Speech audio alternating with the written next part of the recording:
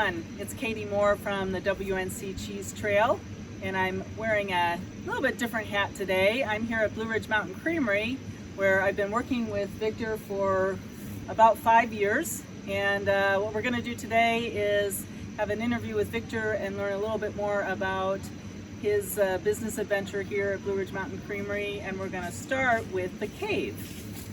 Take it away, Victor. Yeah, 10 years ago I built the cave. It took me about 2 years to build it. What it was a hillside with a couple big trees. And I used a backhoe and I dug out all the soil and moved it onto the other side of the studio.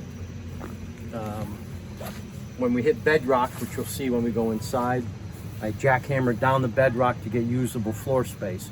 And all the stone on the outside of the cave is from the excavation of the cave here. I had some friends of mine do all the stone work and they did a real nice job. So let's go inside and see what it's like.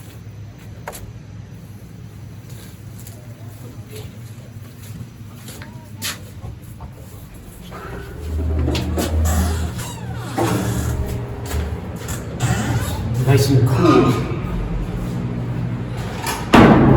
Today it's about 51 degrees in here and it's probably around 90% humidity. So anyway, what we did was I dug back until I hit bedrock. The rear walls, all the natural bedrock, and then we jackhammered down and took a lot of stone out of here so we could have a usable floor space. You can still see over in the corners how the rock and the floor just kind of slope together. So in a good rain, the rain will seep through the rocks, come down the floor and out the drains. So we really get the terroir of the mountains here. All the natural flora really comes through. Over here, this is, we do a lot of alpine tome style cheeses. That's what we keep over in this area. They're generally minimum of 3 months aging. And then we move into the Italian style cheese. These are bigger wheels. These are 25 to 35 pounds. Asiago peppercorns. We do a Grana, which are our oldest cheeses. These are part skim milk, and these will age for at least a year. The Asiagos are at least 8 months. So this is a fresh one just made last week, and then we have some older ones. You can see what happens when they age. The rinds will start changing. And I do a special rub on these to preserve them and to give them a little extra flavor. So what we do is every week we have to come in, clean, rotate, and to maintain the cheese. That's called the affinage. What you'll get is a natural white molds that grow on them. You'll also get blue molds that grow on the cheeses, but they will eventually develop their natural rind. These are all natural just from being in here a long time. If you come over here, you'll be able to really see what happens. This is the first stages. These cheddars were made about 2 weeks ago. So you can see the blue molds just starting to grow. And they will progress through this stage where they really start getting covered to something like this, which they develop its natural rind. This is when they're pretty stable at this point. These are Cheddars, these are Mountain Danes, Jack cheeses, pepper jacks, and some experimental goat cow blends over here that we're doing with the Round Mountain Creamery as a little experiment. These are just about ready to be tried. So we're gonna get Adam over here from Brown Mountain to try them out and see how he likes them. Over here on this wall, we do the aging of the Cheddars. We have, these are Flat Creek Cheddars. This is a cloth bound Cheddar. It's bound with, you can see the cloth here, it's bound with muslin and lard, and the lard is from some hogs that I raised.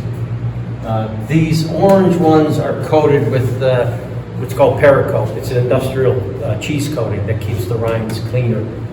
And then we also have this is a naked cheddar, which is just a natural rind. Some of these cheeses also are infused with stouts and porters. Those are Those are the stouted cheddars. And if they don't have a coating at all, we call them a naked cheddar. This is just a classic English style. This guy weighed about 32 pounds when it came in. It'll probably go down to 28, 27 pounds when we're done. Over here, these are Johnny Valdez.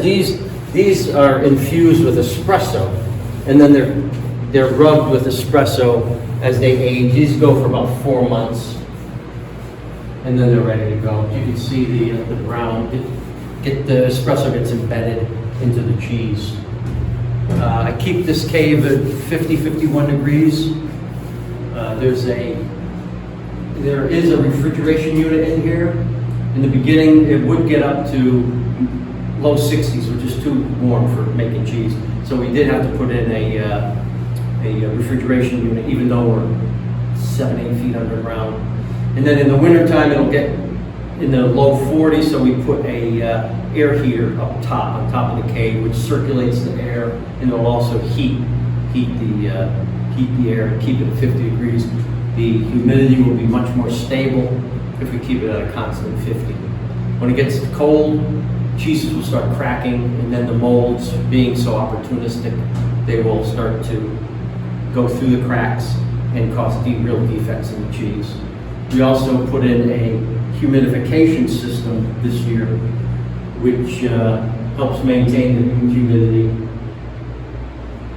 A lot can go wrong aging cheeses, so we try to minimize what will go wrong.